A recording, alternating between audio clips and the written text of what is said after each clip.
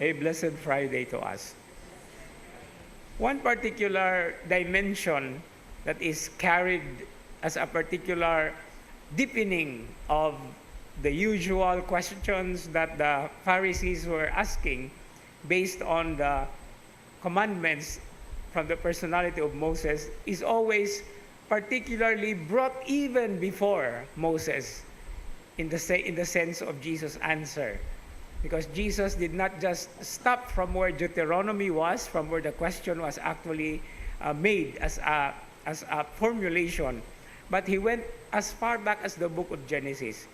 And in fact, he even made a point that inasmuch as Moses' commandment or the bill of divorce was concerned, was only done in favor of the person, of the husband.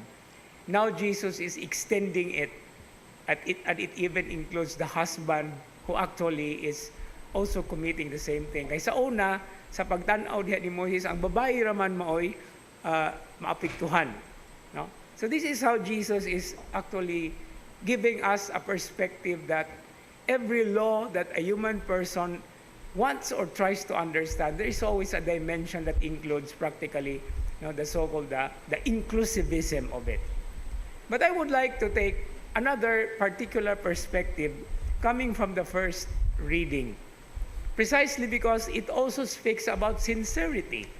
When the letter of James says something about let your yes mean yes or yeah or whatever, okay? Your no as no, he's talking about sincerity. This is not the first time that we have heard this, because the Gospel of St. Matthew is also talking about this. But what does sincerity tell us?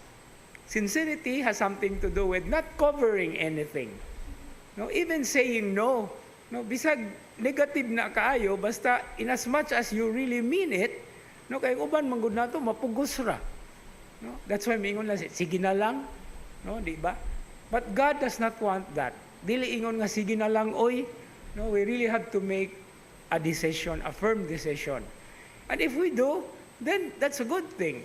If we do not, we have also to be considered in as much as we ourselves will be reconsidered, because precisely later on, we might change our mind for the better or for the good. So respect each other in terms of sincerity, because not all no's are negative. Not all no's are bad. Diba? There are many situations that we always have to say no. And I know you know what the context is. So yes, yes. No, no. Walay in between. I use this in the classroom. Ang test is true or false. If it is true, you say true. If it is false, you say false. You cannot answer trolls. No? So, walay in between.